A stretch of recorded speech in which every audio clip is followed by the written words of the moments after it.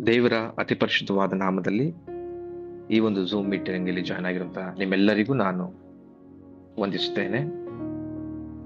So ಇವತ್ತು ನಾವು ನೋಡ್ತಾ ಇರುವಂತಹ ಮೆಷಿನರಿ, ಹತಸಾಕ್ಷಿ ಅಥವಾ ದೇವರಿಗಾಗಿ ಸೇವೆ ಮಾಡಿ ದೇವರ ಚಿತ್ತದಂತೆ ನಡೆದು ದೈವ ಭಕ್ತರಾಗಿ ಉಳಿದುಕೊಂಡಂತಹ ಅನೇಕ ಭಕ್ತರಲ್ಲಿ ಒಬ್ಬರಾದಂತಹ ಸಂತ ಲಾಜರ್ ಅವರ ವಿಷಯವಾಗಿ ನಾವು ನೋಡ್ತಾ ಇದ್ದೇವೆ. ಸೊ ಈಗ ಮೊದಲನೇದಾಗಿ ಯೋಹಾನನ ಸುವಾರ್ತೆ 11ನೇ ಅಧ್ಯಾಯ 25 ಮತ್ತು 26 ವಚನಗಳನ್ನ ನಾವು ಓದಿಕೊಂಡು ಮುಂದೆ ಹೋಗೋಣ. ಯೋಹಾನನ ಸುವಾರ್ತೆ 11, 25 ಮತ್ತು 26. ನಾನೇ ಪುನರುತ್ಥಾನವೂ ಜೀವವೂ ಆಗಿದ್ದೇನೆ. ನನ್ನನ್ನು ನಂಬುವವನು ಸತ್ತರೂ ಬದುಕುವನು, ಮತ್ತು ಬದುಕುತ್ತಾ ನನ್ನನ್ನು ನಂಬುವ ಪ್ರತಿಯೊಬ್ಬನು ಎಂದಿಗೂ ಸಾಯುವುದಿಲ್ಲ ಎಂಬುದಾಗಿ. ಸೊ ಈ ಮಾತನ್ನ ಯೇಸು ಕ್ರಿಸ್ತನು ಮಾರ್ತಳಿಗೆ ಹೇಳ್ತಾನೆ. ಲಾಜರ್ ಅನ್ನುವಂತ ವ್ಯಕ್ತಿ ಯಾರು ಅಂತ ನೋಡಿದ್ರೆ ಸತ್ಯವೇದದಲ್ಲಿ ಯೋಹಾನನ ಸುವಾರ್ತೆ, ಮಾರ್ಕನ ಸುವಾರ್ತೆ, ಮತ್ತಾಯನ ಸುವಾರ್ತೆ, ಲೂಕನ ಸುವಾರ್ತೆಯಲ್ಲಿ ನೋಡ್ತೇವೆ. ಮುಖ್ಯವಾಗಿ ಯೋಹಾನ ಒಂದು ಸಂಪೂರ್ಣ ಅಧ್ಯಾಯವನ್ನೇ ಅಂದ್ರೆ 1ನೇ ಅಧ್ಯಾಯದಿಂದ 1ನೇ ವಚನದಿಂದ 44ನೇ ವಚನ, 11ನೇ ಅಧ್ಯಾಯ ಲಾಜರನ ವಿಷಯವಾಗಿ ಸಂಪೂರ್ಣವಾಗಿ ಬರೆದಿದ್ದಾರೆ. ಸೊ ಈತನು ಯೇಸು ಕ್ರಿಸ್ತನು ಮಾಡಿದಂತ ಅನೇಕ ಅದ್ಭುತ ಕಾರ್ಯಗಳಲ್ಲಿ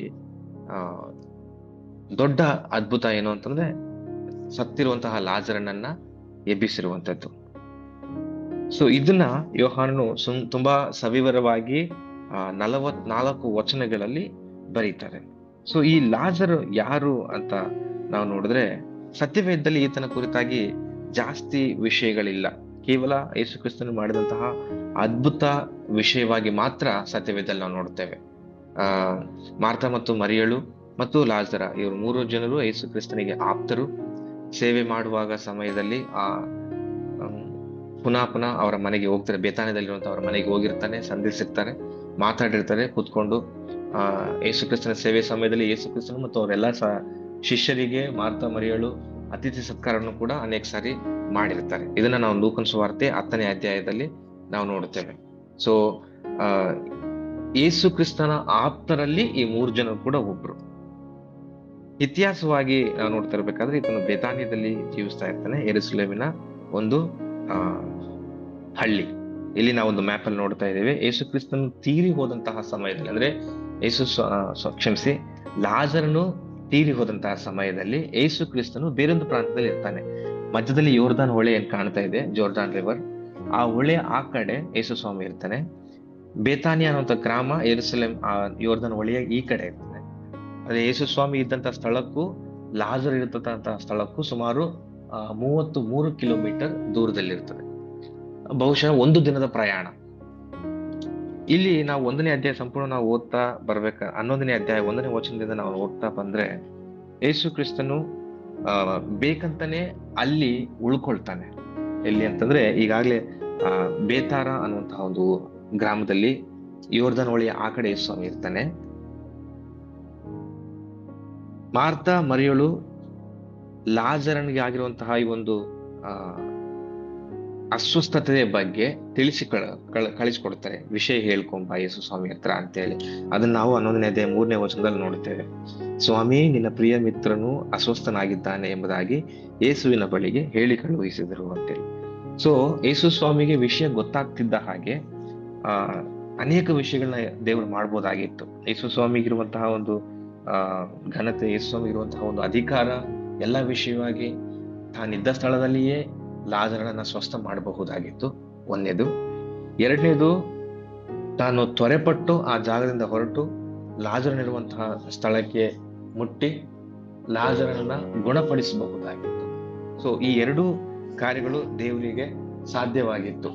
ಆದ್ರೆ ದೇವರು ಯೇಸು ಸ್ವಾಮಿ ಆ ಒಂದು ಸಮಯದಲ್ಲಿ ಅದೇ ಜಾಗದಲ್ಲೇ ಉಳ್ಕೊಂಡು 2 ದಿನದ ನಂತರ, ಅಂದ್ರೆ ಯೇಸು ಸ್ವಾಮಿಗೆ ವಿಷಯ ಗೊತ್ತಾಗಿ 2 ದಿನಗಳ ನಂತರ ಬರ್ತಾನೆ. ಯೇಸು ಸ್ವಾಮಿ ವಿಷಯ ತಲುಪಿಸೋದು ಬೇರೊಬ್ಬ ವ್ಯಕ್ತಿ, ಅಂದ್ರೆ ಹೆಚ್ಚು ಕಮ್ಮಿ 1 ದಿನದ ಪ್ರಯಾಣ ಅಂತ ನಾನು ಹೇಳಿದ್ನಲ್ಲ, ಆ ಜಾಗದಿಂದ ಈ ಜಾಗದವರೆಗೂ.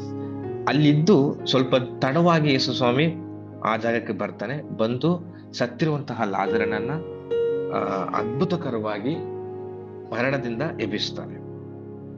ಎದ್ದಂತ ಅಂದ್ರೆ ಪುನರುತ್ಥಾನ ಹೊಂದಿದಂತಹ ಲಾಜರನು ಅನೇಕ ಸೇವಾ ಕಾರ್ಯಗಳನ್ನ ಮಾಡುವುದನ್ನು ನಾವು ನೋಡುತ್ತೇವೆ. ಇದು ಸತ್ಯವೇದದಲ್ಲಿ ಎಲ್ಲೂ ನಾವು ಕಾಣೋದಿಲ್ಲ, ಬಟ್ ಇತಿಹಾಸದಲ್ಲಿ ನಾವು ಅದನ್ನ ನೋಡ್ತೇವೆ. ಯೇಸುಸ್ವಾಮಿ ಮರಣದಿಂದ ಎಬ್ಬಿಸಿದಂತ 3 ಜನರು ನಾವು ನೋಡ್ತೇವೆ. ಒಂದನೇದು ಯಾಹೀರನ ಮಗಳು, ಎರಡನೇದು ನಾಯಿನ ಗ್ರಾಮದಲ್ಲಿರುವಂತಹ ವಿಧವೆಯ ಮಗ, ಮೂರನೇದು ಈ ಮರಿಯ ಮಾರ್ತನ ಸಹೋದರನಾದ ಲಾಜರನು. ಅನೇಕ ಅದ್ಭುತ ಕಾರ್ಯಗಳನ್ನ ಯೇಸುಸ್ವಾಮಿ ಮಾಡ್ತಾನೆ. ಅದು ಎಲ್ಲದಕ್ಕೂ ದೇವರು ತನ್ನದೇ ಆದಂತಹ ಒಂದು ಸಮಯದಲ್ಲಿ, ತನ್ನದೇ ಆದಂತಹ ಒಂದು ಕಾರ್ಯಮಾನದಲ್ಲಿ ದೇವರು ಮಾಡ್ತಾನೆ. ಸೊ ಇಲ್ಲಿ ಲಾಜರನ್ನ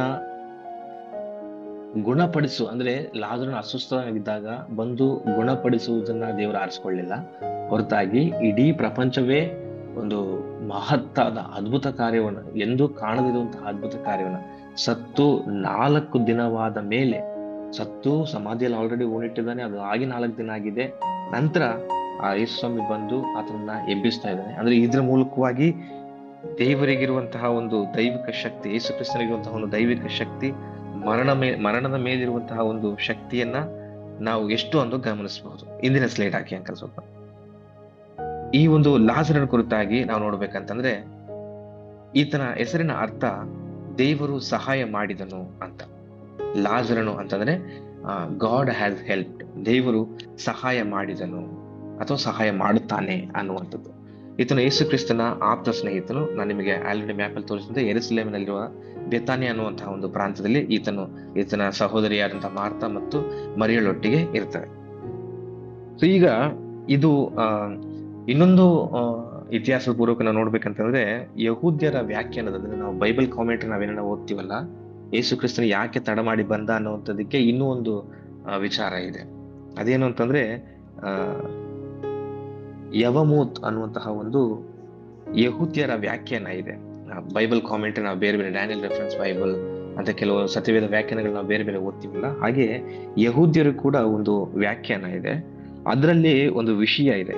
ಏನಂತಂದ್ರೆ, ಸಾಮಾನ್ಯವಾಗಿ ಒಬ್ಬ ವ್ಯಕ್ತಿ ಸತ್ರೆ ಆತನ ಆತ್ಮ 3 ದಿನವರೆಗೂ ಆತನ ಸಮಾಧಿಯ ಸುತ್ತುತ್ತಾ ಇರ್ತದೆ.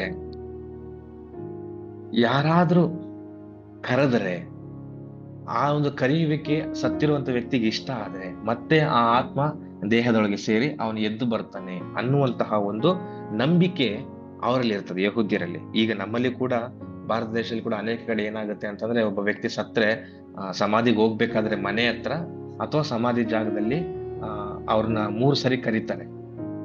ಅಂದ್ರೆ ಅದೊಂದು ನಂಬಿಕೆ ಏನು ಅಂತಂದ್ರೆ, ಒಂದ್ ವೇಳೆ ಜೀವ ಇದ್ರೆ ಆ ಒಂದು ಕರೆಯುವಿಕೆಯಿಂದ ಎದ್ದು ಬಿಡ್ಬೋದು, ತನ್ನ ಇಷ್ಟವಾದಂತ ವ್ಯಕ್ತಿ ಯಾರನ್ನ ಇದ್ರೆ ಎದ್ದು ಬಂದ್ಬಿಡ್ತಾನೆ ಅಂತ ಹೇಳ್ತಾರಲ್ಲ. ಸೊ ಆ ರೀತಿ ಯಹೂದ್ಯರ ನಂಬಿಕೆ ಕೂಡ ಇದಾಗಿತ್ತು. ಸತ್ತವರು ಸಮಾಧಿಯಲ್ಲಿ ಅವರ ಆತ್ಮ 3 ದಿನ ಅಲ್ಲಲ್ಲೇ ಸುತ್ತಾ ಇರ್ತದೆ. ಯಾರಾದ್ರೂ ಕರೆದ್ರೆ, ಆತನಿಗೆ ಇಷ್ಟವಾದಂತವ್ರು ಯಾರನ್ನ ಕರೆದ್ರೆ ಆ ಆತ್ಮ ದೇಹದೊಳಗೆ ಸೇರಿ ಮತ್ತೆ ಎದ್ದು ಬರ್ತಾನೆ ಅನ್ನುವಂತ ನಂಬಿಕೆ ಇತ್ತು. ಸೊ ಇತಿಹಾಸಕಾರರು ಕೆಲವು ಸಂದರ್ಭದಲ್ಲಿ ಏನಂತಾರೆ ಅಂದ್ರೆ, ಯೇಸು ಸ್ವಾಮಿಗೆ ಈಗ 3 ದಿನಕ್ಕಿಂತ ಮುಂಚೆ ಸತ್ತು 1 ದಿನಕ್ಕಿಂತ ಮುಂಚೆ ಬಂದು ಲಾಜರನ್ನ ಎಬ್ಬಿಸಿದ್ರೆ ಜನ ಏನಂತ ಮಾತಾಡ್ಕೊಳ್ತಾರೆ, ಏನಂತ ಹಬ್ಬಿಸ್ತಾ ಇದ್ರು ಅಂತಂದ್ರೆ, ಇದು ಕಾಮನ್ ಆಗಿ ಗೊತ್ತಿರೋದಲ್ಲ. ಈಗ ಆತ್ಮ ಸುತ್ತಾ ಇರ್ತದೆ, ಯೇಸು ಸ್ವಾಮಿ ಫ್ರೆಂಡ್ ಇತ್ತ, ಲಾಜರನ್ ಅಂತ ಕರೆದ, ಸೊ ಆತ್ಮ ಏನಾಯ್ತು, ದೇಹ ಸೇರ್ಕೊಂಡು ಬಂದ್ಬಿಡ್ತು, ಇದ್ರಲ್ಲಿ ಏನ್ ಮಹತ್ವದ ಕಾರ್ಯ ಇದೆ ಅಂತೇಳಿ ನೆನೆಸ್ಬಿಡ್ತಾರೆ ಅಂತ ಯೇಸು ಸ್ವಾಮಿ ಮೊದಲೇ ಗೊತ್ತಿದ್ದರಿಂದ ಬೇಕು ಅಂತಾನೆ 4 ದಿನ ತಡ ಮಾಡಿ ಯೇಸು ಸ್ವಾಮಿ ಲಾಜರನ್ನ ಸಮಾಧಿ ಹತ್ರ ಬರ್ತಾನೆ ಅಂತ ನಾವು ನೋಡ್ತೇವೆ. ಸೊ ಯೇಸು ಸ್ವಾಮಿ ಬಂದ್ರು, ಸಮಾಧಿಯಿಂದ ಲಾಜರನ್ನ ಎಬ್ಬಿಸಿದ್ರು, ಇದೆಲ್ಲ ನಮ್ಗೆ ಗೊತ್ತಿರುವಂತಹ ವಿಚಾರ. ಇದರಲ್ಲಿ ಅನೇಕ ಹೊಸ ವಿಷಯಗಳನ್ನ ನಾವು ಕಲಿತೀವಿ ಅಂತ ನೆನೆಸ್ತೇನೆ. ಈಗ ಸತ್ತ ನಂತರ ಲಾಜರನ್ನು ಏನೇನ್ ಮಾಡ್ದ, ಸತ್ತು ಪುನರುತ್ಥಾನವಾದ ನಂತರ ಲಾಜರನು ಏನೆಲ್ಲ ಕಾರ್ಯಗಳನ್ನ ಮಾಡ್ದ ಅನ್ನುವಂಥ ವಿಚಾರಗಳನ್ನ ನಾವು ನೋಡ್ಕೊಂಡು ಹೋಗೋಣ. ಯೇಸು ಸ್ವಾಮಿ ಇನ್ನೊಂದು ವಿಷಯ, ಯೇಸು ಸ್ವಾಮಿಯ ಜೀವನ ವಿಷಯ ನಾವು ನೋಡ್ಬೇಕಂತಂದ್ರೆ, ಯೇಸು ಸ್ವಾಮಿ ಲಾಜರನನ್ನ ಪುನರುತ್ಥಾನದಿಂದ ಎದ್ದ ನಂತರವೇ ಲೋಕದ ಮೇಲೆ, ಈ ಭೂಮಿಯ ಮೇಲೆ ಯೇಸು ಸ್ವಾಮಿಯ ಕೊನೆಯ ದಿನಗಳು ಸ್ಟಾರ್ಟ್ ಆಗ್ತವೆ. ಈಗ 11ನೇ ಅಧ್ಯಾಯ ಯೋಹಾನ ಅಲ್ಲಿ ಯೇಸು ಸ್ವಾಮಿ ಎಬ್ಬಿಸ್ತಾರೆ ಲಾಜರನನ್ನ. ನಂತರ 12ನೇ ವಚನದಿಂದ ನೋಡ್ಬೇಕಾದ್ರೆ ಪಸ್ಕ ಹಬ್ಬ ಸ್ಟಾರ್ಟ್ ಆಗುತ್ತೆ. ಅಲ್ಲಿ ಯೆರೂಸಲೇಮಿನ ಅರಸನಂತ ಪ್ರವೇಶ ಮಾಡ್ತಾನೆ 12ನೇ ವಚನದಿಂದ. ಅದಾದ್ಮೇಲೆ ಅವ್ರನ್ನ ನ್ಯಾಯ ವಿಚಾರಣೆ, ತೀರ್ಪು ಇದೆಲ್ಲ ಸ್ಟಾರ್ಟ್ ಆಗುತ್ತೆ. ಅಂದ್ರೆ ಯೇಸು ಸ್ವಾಮಿಯ ಕೊನೆಯ ಒಂದು 30 ಅಥವಾ 40 ದಿನಗಳಲ್ಲಿ ನಡೆದಂತಹ ಘಟನೆ ಇದಾಗಿರ್ತದೆ. ಪುನರುತ್ಥಾನವಾದ ನಂತರ ಏನಾಗುತ್ತೆ ಅಂತಂದ್ರೆ, ಲಾಜರನಿಗೆ ಅಂದ್ರೆ ಇಲ್ಲಿ ಆ ಇನ್ನೊಂದು ಪುನರುತ್ಥಾನ ಮತ್ತೊಂದಿದೆ. ಮತ್ತೆ ಸಾಯ್ತಾನೆ ಲಾಜರ 30 ವರ್ಷಗಳಾದ ಮೇಲೆ. ಸತ್ತ ನಂತರ ಯೇಸು ಸ್ವಾಮಿ ಎರಡನೇ ಬರೋಣದಲ್ಲಿ ಆಗುವಂತ ಪುನರುತ್ಥಾನ ಬೇರೆ, ಆ ಪುನರುತ್ಥಾನ ಬಗ್ಗೆ ಮಾತಾಡ್ತಲ್ಲ ಇಲ್ಲಿ. ಯೇಸು ಸ್ವಾಮಿ ಸತ್ತಿರುವಂತ ಲಾಜರನ್ನು ಎಬ್ಬಿಸಿದಂತಹ ವಿಷಯವಾಗಿ ನಾವು ನೋಡ್ತಾ ಇದ್ದೇವೆ. ಅಲ್ಲಿ ಯೇಸು ಕ್ರಿಸ್ತನನ್ನು ಧೈರ್ಯವಾಗಿ ಹಿಂಬಾಲಿಸ್ತಾನೆ ಲಾಜರ. ಸೊ ಯೇಸು ಕ್ರಿಸ್ತನ ವಿಷಯವಾಗಿ ಅನೇಕ ಸುವಾರ್ತೆ ಕೂಟಗಳನ್ನು ಏರ್ಪಡಿಸ್ತಾರೆ. ಅನೇಕ ದೇವರ ಮಹತ್ತಾದಂತ ಒಂದು ಲಿವಿಂಗ್ ಎಕ್ಸಾಂಪಲ್ ಆಗಿ ಲಾಜರ ಉಳ್ಕೊಳ್ತಾನೆ. ಅಂದ್ರೆ ಈಗ ಯೇಸು ಸ್ವಾಮಿ ನಾವೊಂದು ವಚನ ನೋಡ್ತೀವಿ, ಏನಂತಂದ್ರೆ ಯೇಸು ಸ್ವಾಮಿಯ ಈ ಒಂದು ಅದ್ಭುತ ಕಾರ್ಯಗಳಿಂದ, ಅಂದ್ರೆ ಸತ್ತಿರುವಂತ ಲಾಜರನ್ನು ಬದುಕಿಸಿದಂತ ನಿಮಿತ್ತದಿಂದ ಅನೇಕರು ಯೇಸು ಸ್ವಾಮಿಯನ್ನು ನಂಬುತ್ತಾರೆ. 12ನೇ ಅಧ್ಯಾಯ, ಯೋಹಾನ 12ನೇ ಅಧ್ಯಾಯ 9-11 ವಚನ. ಅದರಲ್ಲಿ ಯಹೂದ್ಯರು ಜನಸಮೂಹವು ಆತನು ಎಲ್ಲಿ ಇದ್ದಾನೆ ಅಲ್ಲಿ ಇದ್ದಾನೆಂದು ತಿಳಿದು ಯೇಸುವನ್ನು ನೋಡುವುದಕ್ಕೆ ಮಾತ್ರವಲ್ಲದೆ ಆತನು ಸತ್ತವರೊಳಗಿಂದ ಎಬ್ಬಿಸಿದ ಲಾಜರನನ್ನು ಸಹ ನೋಡಬೇಕೆಂಬುದಾಗಿ ಬಂದರು. ಅಂದ್ರೆ ಯೇಸು ಸ್ವಾಮಿ ಸತ್ತಿರುವಂತಹ ಈ ಒಂದು ಲಾಜರನನ್ನ ನೋಡಿ ಅದ್ರ ಮೂಲಕವಾಗಿ ಅನೇಕರು ಯೇಸು ಕ್ರಿಸ್ತನನ್ನ ಅಂಗೀಕರಿಸಿದ್ದು ಕೂಡ ಉಂಟು. ತುಂಬಾ ಜನ ಯೇಸು ಸ್ವಾಮಿಯನ್ನು ನಂಬಿದ್ದಾರೆ. ದೇವರ ವಾಕ್ಯವನ್ನ ಅರಿತುಕೊಂಡು ಯೇಸು ಕ್ರಿಸ್ತನ ಸಂಪೂರ್ಣವಾಗಿ ನಂಬಿಕೊಳ್ತಾ ಇದ್ದಾರೆ ಈ ಒಂದು ಅದ್ಭುತ ಕಾರ್ಯಗಳಿಂದಾಗಿ. ಸೊ ಇದು ಒಂದು ಮಹತ್ತಾದಂತಹ ವಿಚಾರ ಲಾಜರನ ಜೀವನದಲ್ಲಿ ಆಗಿರ್ತದೆ. ಮತ್ತೆ ಇನ್ನೊಂದೇನಂತಂದ್ರೆ, ಯೇಸು ಸ್ವಾಮಿ ಸತ್ತ ನಂತರ ಆತನ ಸುವಾರ್ತೆ ಸೇವೆ ಪ್ರಾರಂಭ ಮಾಡಿದ ಹಾಗೆ ಯಹೂದ್ಯರಿಗೆ ಇದು ಇಷ್ಟ ಆಗಲ್ಲ. ಆತನ ಇದನ್ನ ಕೊಲ್ಲಿಸಬೇಕು, ಇದನ್ನ ನಾಶ ಮಾಡಬೇಕು, ಈ ಒಂದು ಇದನ್ನೇ ಒಂದು ಜೀವಂತ ಉದಾಹರಣೆಯಾಗಿ ನಮ್ಮೆಲ್ಲರ ಮುಂದೆ ಇದ್ದಾನೆ ಯೇಸು ಸ್ವಾಮಿ ವಿಷಯವಾಗಿ. ಯೇಸು ಸ್ವಾಮಿ ಫೇಮಸ್ ಆಗ್ಬಿಟ್ರೆ ತೊಂದರೆ, ಹಾಗೆ ಹೀಗೆ ಅಂತ ಹೇಳಿ ಅನೇಕ ಹಿಂಸೆಗಳನ್ನ, ತೊಂದರೆಗಳನ್ನ ಲಾಜರನಿಗೆ ಅಧಿಕಾರಿಗಳು ಕೊಡ್ತಾರೆ. ಅದರಲ್ಲಿ ಪ್ರಮುಖವಾದಂತಹ ಒಂದು ಪನಿಷ್ಮೆಂಟ್ ಏನು ಅಂತಂದ್ರೆ, ಆತನನ್ನ ಒಂದು ದೋಣಿಯಲ್ಲಿ ಇಟ್ಟು ಆ ದೋಣಿಗೆ ಒಂದು ಆಂಕರ್ ಅಥವಾ ಒಂದೇನು ಈ ಸೇಫ್ಟಿ ಪರ್ಪಸ್, ಈ ದೋಣಿ ಒಂದು ಸಮುದ್ರದಲ್ಲಿ ಬಿಟ್ಬಿಡ್ಬೇಕು. ಆ ದೋಣಿ ಎತ್ತಗರ ಹೋಗ್ಲಿ ಏನಾರ ಆಗ್ಲಿ, ಒಂದು ದಡಕರ ಮುಟ್ಲಿ, ಒಟ್ಟು ಮಧ್ಯದಲ್ಲಿ ಅವನು ಪುನಃ ಬದುಕಿ ಬರಬಾರದು ಅನ್ನುವಂತಹ ಒಂದು ಇಂಟೆನ್ಷನ್ ಅಲ್ಲಿ ಲಾಜರನನ್ನ ಒಂದು ದೋಣಿಲಿ ಇರಿಸಿ ಕಳಿಸ್ಬಿಡ್ತಾರೆ. ಈತನಿಗೆ ಇದೊಂದು ಪನಿಷ್ಮೆಂಟ್, ಇದು ಬರೋದೇ ಬೇಡ, ಎಲ್ಲೂ ಏನು ಮುಟ್ಟಬಾರ್ದು, ಯಾವ ಪ್ರಾಂತ್ಯವನ್ನು ಯಾವ ಜಾಗವನ್ನು ಮುಟ್ಟಬಾರ್ದು ಅಂತೇಳಿ ಒಂದು ದೊಡ್ಡ ಸಮುದ್ರಕ್ಕೆ ಆತನನ್ನು ಬಿಟ್ಟು ಬಿಡ್ತಾರೆ. ಆದ್ರೆ ದೇವರು ಅದ್ಭುತಕರವಾಗಿ ಆತನನ್ನ ಕಾಪಾಡಿ ಮಾರ್ಸೆಲಸ್ ಅನ್ನುವಂತಹ ಪ್ರಾಂತ್ಯಕ್ಕೆ, ಆಗಿನ ಕಾಲದಲ್ಲಿ, ಈಗ ಅದು ಫ್ರಾನ್ಸ್ ಅನ್ನುವಂತಹ ಪ್ರಾಂತದಲ್ಲಿ ಆತನನ್ನ ಆತನ ಇರುವಂತಹ ದೋಣಿಯನ್ನ ಹೋಗಿ ಆ ದಡಕ್ಕೆ ಮುಟ್ಟಿಸ್ತಾರೆ. ಮಾರ್ಸೆಲಸ್ ಅನ್ನುವಂತಹ ದಡಕ್ಕೆ ಮುಟ್ಟಿಸ್ತಾರೆ. ಅಲ್ಲಿ ಲಾಜರನು ಸುಮಾರು 7 ವರ್ಷಗಳ ಕಾಲ ಸೇವೆ ಮಾಡ್ತಾನೆ. ಆ ಒಂದು ಚರ್ಚಲ್ಲಿ, ಆ ಒಂದು ಸಂಸ್ಥೆಯಲ್ಲಿ ಬಿಷಪ್ ಆಗಿ 7 ವರ್ಷಗಳ ಕಾಲ ಕೆಲಸ ಮಾಡ್ತಾನೆ. ನಂತರ ಅಲ್ಲಿ ಕೂಡ ತೊಂದರೆ ಉಂಟಾಗತ್ತೆ, ಅಲ್ಲಿ ಕೂಡ ಸಮಸ್ಯೆ ಕೊಡ್ತಾರೆ. ಯೇಸು ಸ್ವಾಮಿ ಬಗ್ಗೆ ಈತನು ಧರ್ಮ ಪ್ರಚಾರ ಮಾಡ್ತಾ ಇದ್ದಾನೆ ಅಂತೇಳಿ ಅಲ್ಲಿಂದ ನೆಕ್ಸ್ಟ್ ಸಿಟ್ಟಿನ್ ಅನ್ನುವಂತಹ ಪ್ರಾಂತ್ಯಕ್ಕೆ ಹೋಗ್ತಾರೆ. ಅಲ್ಲಿ ಲಾಜರನು ಸುಮಾರು 30 ವರ್ಷಗಳ ಕಾಲ ಸೇವೆ ಮಾಡ್ತಾನೆ. ನೆಕ್ಸ್ಟ್ ಇಲ್ಲಿ ನಾವು ನೋಡಬಹುದು ಲಾಜರನ ಸಮಾಧಿಯನ್ನು, ಅದು ಆ ಜಾಗದಲ್ಲಿ ಕುಪ್ರ ದ್ವೀಪ ಅನ್ನುವಂತಹ ಜಾಗದಲ್ಲಿ ಇರುವಂತಹ ಲಾಜರನ ಸಮಾಧಿ, 2ನೇ ಸಾರಿ ಆದಂತಹ ಸಮಾಧಿ. 1ನೇ ಸಾರಿ ಆದದ್ದು ಯೇಸು ಸ್ವಾಮಿ ಎಬ್ಬಿಸಿದ್ದು ಬೆತಾನ್ಯದಲ್ಲಿ, 2ನೇ ಸಾರಿ ಬೇರೊಂದು ಜಾಗದಲ್ಲಿ ಆಗಿರುವಂತದ್ದು ನಾವು ನೋಡ್ತೇವೆ. ಮತ್ತೆ ಯೇಸು ಲಾಜರನ್ ಮಾಡಿದಂತಹ ಸೇವೆಯ ವಿಷಯವಾಗಿ ಎರಡು ಕಡೆ ಈಗ ದೊಡ್ಡ ದೊಡ್ಡ ಚರ್ಚ್ ಕಡೆ ಇದೆ. ಒಂದು ಕುಪ್ರ ದ್ವೀಪದಲ್ಲಿ ಮತ್ತು ಇನ್ನೊಂದು ಫ್ರಾನ್ಸ್ ದೇಶದಲ್ಲಿ. 2 ಕಡೆ ಲಾಜರನ ಒಂದು ಚರ್ಚ್, ಅಂದ್ರೆ ಲಾಜರ ನಿರ್ಮಾಣ ಮಾಡಿ ಬೆಳೆಸಿದಂತಹ ಒಂದು ಚರ್ಚ್ ಈಗಲೂ ಕೂಡ ಅದು ಆಕ್ಟಿವ್ ಆಗಿ ನಡೀತಾ ಇದೆ. ಸೊ ದೇವರು ಸತ್ತಿರುವಂತಹ ಲಾಜರನ್ನು ಎಬ್ಬಿಸಿದಾಗ ಲಾಜರನು ಯಾವ ರೀತಿ ದೇವರನ್ನ ಮಹಿಮೆ ಪಡಿಸ್ತಾ ಇದ್ದಾನೆ, ಯಾವ ರೀತಿ ದೇವರನ್ನ ನಡೆಸ್ಕೊಂಡು ಹೋಗಿದ್ದಾನೆ, ಅದೇ ರೀತಿ ನಾವು ಕೂಡ ದೇವರನ್ನ ಮಹಿಮೆ ಪಡಿಸುವಂತಹ ಜೀವಿತ ಕಾರ್ಯಗಳನ್ನು ನಾವು ಮಾಡಬೇಕು. ಈಗ ಸತ್ತ ಇರುವಂತಹ ಲಾಜರನಿಗೆ ಏನ್ ಸಮಸ್ಯೆ ಇದೆ, ನಮಗೂ ಕೂಡ ಅದೇ ರೀತಿಯಾದಂತಹ, ಅದಕ್ಕಿಂತ ದೊಡ್ಡ ಸಮಸ್ಯೆ ನಮಗೇನ್ ಬರಕ್ ಸಾಧ್ಯ ಇಲ್ಲ.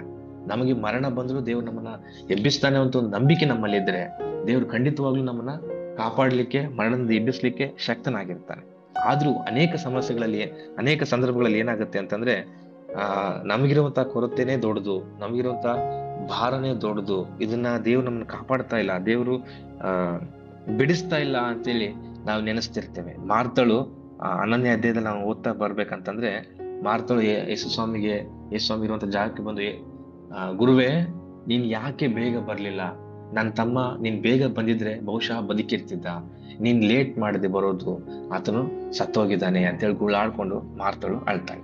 ಆದ್ರೆ ಯೇಸು ಸ್ವಾಮಿ ಮಾಡುವಂತಹ ಕಾರ್ಯಗಳು ಹೇಗಿರುತ್ತೆ, ನಾವು ಕೂಡ ಅನೇಕ ಸಾರಿ ಅನ್ಕೊಂಡಿರ್ತೀವಿ. ಏನಂತಂದ್ರೆ ನಮಗೆ ನಮ್ಮ ಪ್ರಾರ್ಥನೆಗೆ ಈ ಪ್ರಾರ್ಥನೆಗೆ ಉತ್ತರ ಸಿಗ್ತಾ ಇಲ್ಲ, ಆ ಪ್ರಾರ್ಥನೆಗೆ ಉತ್ತರ ಸಿಗ್ತಾ ಇಲ್ಲ, ನಾನು ಏನ್ ಮಾಡ್ಲಿ, ನನ್ನ ಜೀವನ ಹೀಗಾಗಿದೆ ಹಾಗಾಗಿದೆ ಅಂತೇಳಿ ಅನೇಕ ಸಾರಿ ನೆನೆಸ್ತಿರ್ತೀವಿ. ಆದ್ರೆ ದೇವರು ನಾವು ಅಂದ್ಕೊಳ್ಳುವ ಹಾಗೆ, ನಾವು ನೆನೆಸುವ ಹಾಗೆ ದೇವರು ಅದ್ಭುತ ಕಾರ್ಯಗಳನ್ನ ಮಾಡುವುದಿಲ್ಲ. ಬದಲಾಗಿ ದೇವರು ತನಗೆ ಅನುಕೂಲವ ಹಾಗೆ, ಅಂದ್ರೆ ತಾನು perfect time, god will not come at hour time, but he will come at his time which is perfect time. ಈಗ ಬಹುಶಃ ನಾನು ಮೊದಲೇ ಹೇಳಿದಾಗೆ ಯೇಸುಸ್ವಾಮಿ 2 ಕಾರ್ಯಗಳನ್ನು ಮಾಡಬಹುದಾಗಿತ್ತು. ಒಂದು, ಅಲ್ಲಿಂದನೇ ಒಂದು ಮಾತು ಹೇಳಿ ಲಾಜರನ್ನು ಸ್ವಸ್ಥಪಡಿಸಬಹುದಾಗಿತ್ತು. ಅಥವಾ ಇನ್ನೊಂದು, ಬೇಗನೆ ತ್ವರೆಪಟ್ಟು ಬಂದು ಗುಣಮುಖನಾಗಿ ಮಾಡಬಹುದಾಗಿತ್ತು ಕಾಯಿಲೆಯನ್ನು. ಆದ್ರೆ ತಡವಾಗಿ ಬಂದು ಸತ್ತಿರುವಂತ ಲಾಜರನ್ನು ಎಬ್ಬಿಸಿ ಇಡೀ 2000 ವರ್ಷಗಳ ಆದ ಮೇಲೂ ಕೂಡ ನಾವು ಇಲ್ಲಿವರೆಗೂ ಆತನ ಒಂದು ಅದ್ಭುತ ಕಾರ್ಯವನ್ನ ಓದ್ತಾ ಇದ್ದೀವಿ, ನೆನೆಸ್ತಾ ಇದ್ದೀವಿ ಅಂತಂದ್ರೆ ಅಂತಹ ಮಹತ್ವದ ಕಾರ್ಯಗಳನ್ನ ಮಾಡ್ಲಿಕ್ಕೆ ಶಕ್ತನಾಗಿದ್ದಾನೆ ದೇವರು. ಸೊ ಹಾಗಾಗಿ ನಮ್ಮ ಜೀವಿತಗಳಲ್ಲಿ ಕೂಡ ನಾವು ಯಾವುದೋ ಒಂದು ವಿಷಯವಾಗಿ ನೆನೆಸ್ಕೊಳ್ತಾ ಇದ್ದೇವೆ, ನೋಡ್ತಾ ಇದ್ದೇವೆ, ಪ್ರಾರ್ಥನೆ ಮಾಡ್ತಾ ಇದ್ದೇವೆ, ಆದ್ರೆ ಉತ್ತರ ಸಿಗ್ತಾ ಇಲ್ಲ ಅಂತಂದ್ರೆ ರಿಮೆಂಬರ್, ನೆನ್ಪಿಟ್ಕೊಳ್ಳಿ, ದೇವರು ಅದಕ್ಕಿಂತ ದೊಡ್ಡ ಕಾರ್ಯಗಳನ್ನು ಮಾಡ್ಲಿಕ್ಕೆ ತಡ ಮಾಡ್ತಾ ಇದ್ದಾನೆ. ಅದಕ್ಕಿಂತ ಉನ್ನತವಾದ ಕಾರ್ಯ ಮಾಡ್ಲಿಕ್ಕೆ ದೇವರು ಶಕ್ತನಾಗಿದ್ದಾನೆ. ಅದಕ್ಕೋಸ್ಕರನೇ ಈ ಒಂದು ಕಾರ್ಯವನ್ನ ತಡೆ ಹಿಡಿತಾ ಇದ್ದಾನೆ ಅಂತ ತಿಳ್ಕೊಳ್ಬೇಕು. ಸೊ ಹಾಗಾಗಿ ಸತ್ತಂತ ಲಾಜರನ ಎದ್ದಿರುವಂತಹ ವಿಷಯವಾಗಿ ನಾವು ಕಲಿತುಕೊಳ್ಳುವಂತಹ ಪ್ರಮುಖವಾದಂತಹ ವಿಷಯಗಳಲ್ಲಿ ಇನ್ನೊಂದು ವಿಷಯ ಏನಂತಂದ್ರೆ, ನಾವು ನಮ್ಮ ಜೀವಿತವನ್ನ ದೇವರಿಗೆ ಸಾಕ್ಷಿಯಾಗಿ ಒಪ್ಪಿಸಿಕೊಡ್ಬೇಕು. ಯಾವ ರೀತಿ ಲಾಜರನ್ನು ಸೇವೆ ಮಾಡಿ, ಸುಮಾರು ವರ್ಷಗಳ ಸೇವೆ ಮಾಡಿ, ದೇವರನ್ನ ಅನುಸರಿಸಿ, ದೇವರಿಗಾಗಿ ಅನೇಕ ಜನರನ್ನ ಅನೇಕ ಆತ್ಮಗಳನ್ನ ದೇವರೊಟ್ಟಿಗೆ ಕರ್ಕೊಂಡು ಬಂದು, ಹಾಗೆ ನಮ್ಮ ಜೀವಿತದಲ್ಲಿ ಕೂಡ ನಾವು ದೇವರನ್ನ ಮಹಿಮೆ ಪಡಿಸುವಂತಹ ಜೀವಿತವನ್ನು ಜೀವಿಸಬೇಕು. ದೇವರಿಗಾಗಿ ನಮ್ಮ ಜೀವಿತವನ್ನ ಮುಡುಪಾಗಿಡಬೇಕು. ಕೊನೆಯದಾಗಿ ಒಂದು ವಚನ, ನೀನು ನಂಬಿದರೆ ದೇವರ ಮಹಿಮೆಯನ್ನ ಕಾಣುವೆ. ಈ ವಚನವನ್ನ ಮತ್ತೆ ಮಾರ್ತಳಿಗೆ ಯೇಸು ಸ್ವಾಮಿ ಹೇಳುವಂತ ವಚನ ಇದು. ಏಸಪ್ಪ ಏನಾಯ್ತು, ಹಿಂಗಾಯ್ತು ಹಂಗಾಯ್ತು ಅಂತ ಅಂದಾಗ, ನಡಿ ಹೋಗೋಣ ಸಮಾಧಿ ಹತ್ರ ಅಂತಂದ್ರೆ ಮಾರ್ತ ಹೇಳ್ತಾರೆ, ಅಯ್ಯೋ ಸಮಾಧಿ ಹತ್ರ ಹೋದ್ರೆ ಈಗಾಗಲೇ 4 ದಿನ ಆಗಿದೆ, ಗಬ್ಬುನಾಥ ಇರ್ತದೆ, ಬೇಡ ಅಂತ ಅಂದಾಗ ಯೇಸು ಕ್ರಿಸ್ತನ ಹೇಳುವಂತ ಈ ಮಾತು, ನೀನು ನಂಬಿದರೆ ದೇವರ ಮಹಿಮೆಯನ್ನ ಕಾಣುವೆ. ಈ ಒಂದು ಲಾಜರನ ವಿಷಯವಾಗಿ 2 ಅದ್ಭುತವಾದಂತಹ ಮಾತುಗಳನ್ನ ಸತ್ಯವೇದದಲ್ಲಿ ಯೇಸು ಕ್ರಿಸ್ತನ್ ಹೇಳ್ತಾನೆ. ಒಂದನೇದು ಏನು ಅಂತಂದ್ರೆ 11ನೇ ಅಧ್ಯಾಯ 25 ಮತ್ತು 26ನೇ ವಚನ, ನಾನೇ ಪುನರುತ್ಥಾನವೂ ಜೀವವೂ ಆಗಿದ್ದೇನೆ, ನನ್ನನ್ನು ನಂಬುವವನು ಸತ್ತರೂ ಬದುಕುವನು, ಮತ್ತು ಬದುಕುತ್ತಾ ನನ್ನನ್ನು ನಂಬುವ ಪ್ರತಿಯೊಬ್ಬನು ಎಂದಿಗೂ ಸಾಯುವುದಿಲ್ಲ ಅನ್ನುವಂಥದ್ದು ಒಂದು. ಎರಡನೇದು ಈ ಒಂದು 40ನೇ ವಚನ, ನೀನು ನಂಬಿದರೆ ದೇವರ ಮಹಿಮೆಯನ್ನ ಕಾಣುವೆ ಅನ್ನುವಂತಹ ಈ ಒಂದು 2 ಅದ್ಭುತವಾದ ವಚನಗಳನ್ನ ದೇವರು ಆ ಒಂದು ಸಮಯದಲ್ಲಿ ಹೇಳ್ತಾನೆ. ನಾವು ಕೂಡ ನಮ್ಮ ಜೀವಿತಗಳಲ್ಲಿ ಏನೇ ಸಮಸ್ಯೆ ಇದ್ರು, ಏನೇ ತೊಂದರೆ ಇದ್ರು, ಏನೇ ಇಕ್ಕಟ್ಟಿದ್ರು ಕೂಡ ದೇವರು ಅದರಿಂದ ನಮ್ಮನ್ನು ಬಿಡಿಸ್ಲಿಕ್ಕೆ ಶಕ್ತನಾಗಿದ್ದಾನೆ ಅಂತೇಳಿ ಸಂಪೂರ್ಣವಾಗಿ ನಂಬಿಕೆಯುಳ್ಳವರಾಗಿರಬೇಕು ನಾವು. ಒಂದು. ಎರಡನೇದು, ದೇವರು ಅದರಿಂದ ನಮ್ಮನ್ನು ಬಿಡಿಸಿದ ಮೇಲೆ ಆತನಿಗಾಗಿ ಸಾಕ್ಷಿಯುಳ್ಳವರಾಗಿ ಜೀವಿಸಬೇಕು. ಎರಡನೇದು ಮತ್ತು ಬಹಳ ಪ್ರಾಮುಖ್ಯವುಳ್ಳದಾಗಿದೆ. ಪ್ರಾರ್ಥನೆ ಮಾಡುತ್ತೇವೆ, ಪ್ರಾರ್ಥನೆಗೆ ಸದುತ್ತರನ್ನು ಹೊಂದಿಕೊಳ್ತೇವೆ, ಆದ್ರೆ ಹೊಂದಿಕೊಂಡಿರುವಂತಹ ಈ ಒಂದು ಆಶೀರ್ವಾದವನ್ನ, ಹೊಂದಿಕೊಂಡಿರುವಂತಹ ಒಂದು ಕೃಪೆಯನ್ನ, ಪಡೆದುಕೊಂಡಿರುವಂತಹ ಒಂದು ಸಹಾಯವನ್ನ ಮರೆತು ಹೋಗ್ಬಿಡುತ್ತೇವೆ. ಇಲ್ಲಿ ಲಾಜರನ ಹಾಗೆ ಮಾಡಲಿಲ್ಲ. ತನ್ನ ಜೀವಮಾನದಲ್ಲಿ ಅನೇಕ ಸೇವೆ ಕಾರ್ಯಗಳನ್ನು ಮಾಡಿ ಕೊನೆ ಮತ್ತು ಯೇಸು ಸ್ವಾಮಿ ಜೀವಿತರಾಗಿ ಎಬ್ಬಿಸಿದ ನಂತರ, ನಮ್ಮ ಸಮಾಧಿಯಿಂದ ಎದ್ದ ನಂತರ 30 ವರ್ಷಗಳ ಬದುಕಿ ಮತ್ತೆ ಸಾಯ್ತಾನೆ ಲಾಜರ. ಸೊ ನಮಗೂ ಕೂಡ ದೇವರು ಒಂದು ಉನ್ನತವಾದ ಅವಕಾಶವನ್ನು ನಮ್ಗೆ ಕೊಟ್ಟಿದ್ದಾನೆ ಅಂತಂದ್ಮೇಲೆ, ನಮ್ಮ ಪ್ರಾರ್ಥನೆಗೆ ಉತ್ತರಿಸಿದ್ದಾನೆ ಅಂತಂದ್ಮೇಲೆ, ನಾವು ಅನೇಕ ಆಶೀರ್ವಾದನ ಕೃಪೆಯನ್ನು ದೇವರಿಂದ ಹೊಂದಿದ್ದೇವೆ ಅಂತಂದ್ಮೇಲೆ, ನಾವು ನಮ್ಮ ಜೀವಿತಗಳಲ್ಲಿ ಆತನನ್ನ ಮಹಿಮೆ ಪಡಿಸುವವರಾಗಿ ನಮ್ಮ ಮುಂದಿನ ಜೀವನ ನಡೆಸಬೇಕು. ಆತನಿಗೆ ಸಾಕ್ಷಿಯುಳ್ಳವರಾಗಿ ಜೀವಿಸಬೇಕು. ಸೊ ನಮ್ಮ ಜೀವನದ ಮೂಲಕವಾಗಿ ದೇವರಿಗೆ ಮಹಿಮೆ ಉಂಟಾಗಬೇಕು. ಹೀಗಾಗ್ಲಿಕ್ಕಾಗುವಂತೆ ದೇವರು ನಿಮ್ಮನ್ನ ಕಾಪಾಡ್ಲಿ. ಆಮೆನ್. ಪ್ರಾರ್ಥನೆ ಮಾಡೋಣ. ಪರಿಶುದ್ಧನಾದ ದೇವರೇ, ಹೌದು ಸ್ವಾಮಿ, ಲಾಜರನ ವಿಷಯವಾಗಿ ನಾವು ಇವತ್ತು ದಿನದಲ್ಲಿ ಕಲಿತಿರುವಂತಹ ಪಾಠವನ್ನ ನಾವು ನಮ್ಮ ಜೀವನದಲ್ಲಿ ಅಳವಡಿಸಿಕೊಳ್ಳಿಕ್ಕಾಗುತ್ತೆ ಸಹಾಯ ಮಾಡು. ಕೇವಲ ಕೇಳಿ ಅದನ್ನ ಅನುಸರಿಸದೆ ಬಿಟ್ಟು ಬಿಡುವವರಾಗಿ ನಾವು ಇರಲಾರದಂತೆ ವಾಕ್ಯವನ್ನ ಕೇಳಿ ನಮ್ಮ ಜೀವನದಲ್ಲಿ ಅಳವಡಿಸಿಕೊಂಡು ಅದರಂತೆ ನಡೆದು ನಿಮ್ಮನ್ನ ಮಹಿಮೆ ಪಡಿಸುವಂತವರಾಗಿ ನಾವು ಜೀವಿಸ್ಲಿಕ್ಕಾಗೋದ ನಮಗೆ ಸಹಾಯ ಮಾಡು. ಹೌದು ಸ್ವಾಮಿ, ಯಾವ ರೀತಿ ಲಾಜರನು ಆ ಮರಣದಿಂದ ಎದ್ದು ನಿನ್ನ ಸೇವೆಯನ್ನು ಮಾಡಿದನು, ಅನೇಕರಿಗೆ ಸುವಾರ್ತೆಯನ್ನು ಸಾರಿದನು. ನಮ್ಮ ಜೀವಿತಗಳಲ್ಲಿ ಕೂಡ ನಾವು ಹೊಂದಿಕೊಂಡಿರುವಂತಹ ಒಂದು ಕೃಪೆಯನ್ನು ನೆನೆಸಿಕೊಂಡು, ನಾವು ಹೊಂದಿಕೊಂಡಿರುವಂತಹ ಆಶೀರ್ವಾದವನ್ನು ನೆನೆಸಿಕೊಂಡು ನಿನಗೆ ಮಹಿಮೆ ಪಡಿಸುವಂತಹ ಜೀವನವನ್ನು ನಾವು ಜೀವಿಸ್ಲಿಕ್ಕಾಗುವಂತೆ ಸಹಾಯ ಮಾಡು. ಹೌದು ಕರ್ತನೆ, ನಮ್ಮ ಮೂಲಕ, ನಮ್ಮ ಮಾತಿನ ಮೂಲಕ, ನಮ್ಮ ಕಾರ್ಯಗಳ ಮೂಲಕ ನಿಮ್ಮ ನಾಮವನ್ನು ಮಹಿಮೆ ಪಡಿಸ್ಲಿಕ್ಕಾಗುತ್ತೆ ನಮಗೆ ಸಹಾಯ ಮಾಡಿ ಸ್ವಾಮಿ. ಅದನ್ನು ನಮಗೆ ಕಲಿಸಿಕೊಡು ದೇವರೇ. ಈ ಒಂದು ಸಮಯದಲ್ಲಿ ಕರ್ತನೆ ಸ್ವಾಮಿ, ನಮ್ಮ ಎಲ್ಲಾ ಸೇವೆ ಕಾರ್ಯಗಳಿಗೋಸ್ಕರ ಪ್ರಾರ್ಥನೆ ಮಾಡ್ತಾನೆ. ಕಲ್ವಾರಿ ಚಾಪಲ್ ಸೇವೆಯನ್ನು ಆಶೀರ್ವದಿಸು. ಸೇವೆಯಲ್ಲಿ ನಡೀತಿರುವಂತಹ ಎಲ್ಲಾ ಕಾರ್ಯಗಳಲ್ಲಿ ಕರ್ತನೆ ಸ್ವಾಮಿ, ನೀನು ಜೊತೆಯಾಗಿದ್ದು ನಡೆಸು. ಎಲ್ಲಾ ಅಧಿಕಾರಿಗಳನ್ನ ಆಶೀರ್ವದಿಸು. ಅವರಿಗೆ ಜ್ಞಾನ ವಿವೇಕವನ್ನು ದಯಪಾಲಿಸಿಕೊಡು. ಸೇವೆ ವಿಷಯವಾಗಿ ಅವರಿಗಿರುವಂತಹ ಎಲ್ಲಾ ಒಳ್ಳೆಯ ಆಲೋಚನೆಗಳನ್ನ ನೆರವೇರಿಸು ದೇವರೇ. ಅವರು ಉತ್ತಮವಾದಂತಹ ಸೇವೆಯನ್ನು ಮಾಡ್ಲಿಕ್ಕಾಗುವಂತೆ ಸಹಾಯ ಮಾಡು. ಮತ್ತೆ ಎಲ್ಲಾ ಸೇವಕರನ್ನು ಆಶೀರ್ವದಿಸು, ಅವ್ರ ಕುಟುಂಬವನ್ನು ಆಶೀರ್ವದಿಸು. ಇರುವಂತಹ ಎಲ್ಲಾ ಸಮಸ್ಯೆಗಳಿಂದ, ಇಕ್ಕಟ್ಟುಗಳಿಂದ, ಬಾಧೆಗಳಿಂದ ಅವರು ಹೊರಬರ್ಲಿಕ್ಕಾಗುವಂತೆ ಸಹಾಯ ಮಾಡು. ಸೈತಾನ ಶೋಧನೆಗಳಿಂದ ಅವರು ಹೊರಬಂದು ಶಾಂತಿ ಸಮಾಧಾನ ಹೊಂದಿಕೊಳ್ಳಿಕ್ಕಾಗುವಂತೆ ಸಹಾಯ ಮಾಡು. ಮಾತ್ರವಲ್ಲದೆ ಎಲ್ಲಾ ಹಾಸ್ಟೆಲ್ಗಳಿಗೋಸ್ಕರ ಪ್ರಾರ್ಥನೆ ಮಾಡ್ತೇನೆ. ನಂಬಿಕೆ ಮನೆ ಆಶೀರ್ವದಿಸು. ಈ ಎಲ್ಲಾ ಮಕ್ಕಳ ಸಂಸ್ಥೆಗಳಲ್ಲಿ ಕರ್ತನೆ ಮಕ್ಕಳು ತಮ್ಮ ಉತ್ತಮವಾದ ಭವಿಷ್ಯವನ್ನು ರೂಪಿಸಿಕೊಳ್ಳಿಕ್ಕಾಗುವಂತೆ ಸಹಾಯ ಮಾಡು. ಇನ್ನೂ ಕಲ್ವಾರಿ ಚಾಪಲ್ ನಡೀತಿರುವಂತಹ ಇನ್ನಿತ ಎಲ್ಲಾ ಸೇವೆಯನ್ನು ಆಶೀರ್ವದಿಸು ಸ್ವಾಮಿ. ಆ ಎಲ್ಲಾ ಸೇವೆಗಳಲ್ಲಿ ಕೂಡ ನೀವು ಮಾತ್ರ, ನಿಮ್ಮ ನಾಮ ಮಾತ್ರ ಮಹಿಮೆ ಹೊಂದಲಿಕ್ಕಾಗುವಂತೆ ನೀವು ಸಹಾಯ ಮಾಡು. ಈ ಒಂದು ಸಮಯದಲ್ಲಿ ಇಲ್ಲಿ ತಲೆಬಾಗಿರುವಂತಹ ಪ್ರತಿಯೊಬ್ಬರನ್ನ ಆಶೀರ್ವದಿಸು. ಅವರಿಗಿರುವಂತಹ ಇಕ್ಕಟ್ಟು, ಅವರಿಗಿರುವಂತಹ ಬಾಧೆಯನ್ನು ನೀಗಿಸು ಸ್ವಾಮಿ ದೇವರೇ. ನಿನ್ನವರಾಗಿ ನಾವೆಲ್ಲರೂ ಜೀವಿಸ್ಲಿಕ್ಕಾಗುವಂತೆ ನಮಗೆ ಸಹಾಯ ಮಾಡು. ಆ ಜೀವಿತವನ್ನ ನಮಗೆ ಕಲಿಸಿಕೊಡು. ಮಾತ್ರವಲ್ಲದೆ ನಾವು ಇವತ್ತಿನ ದಿನದಲ್ಲಿ ಮಾಡುವಂತ ಎಲ್ಲಾ ಕೆಲಸ ಕಾರ್ಯಗಳಿಂದ ಆಶೀರ್ವದಿಸು. ಎಲ್ಲಾ ಕೆಲಸ ಕಾರ್ಯಗಳಲ್ಲೂ ನಾವು ಜಯವನ್ನು ಕಾಣಲಿಕ್ಕಾಗುವಂತೆಯೂ ನಿನ್ನನ್ನು ಮಹಿಮೆ ಪಡಿಸ್ಲಿಕ್ಕಾಗುವಂತೆ ಸಹಾಯ ಮಾಡು. ಎದುರಾಗುವಂತಹ ಸೈತಾನ ಸಮಸ್ಯೆಯಿಂದ, ಸೈತಾನ ಶೋಧನೆಯಿಂದ ನಮ್ಮನ್ನು ಬಿಡಿಸಿ ಪಾರು ಮಾಡು. ಯೇಸು ಕ್ರಿಸ್ತನ ಒಂದೇ ನಾಮದಲ್ಲಿ ಪ್ರಾರ್ಥಿಸಿ ಬೇಡುತ್ತೇನೆ, ಜೀವಳ ತಂದೆಯೇ, ಆಮೆನ್.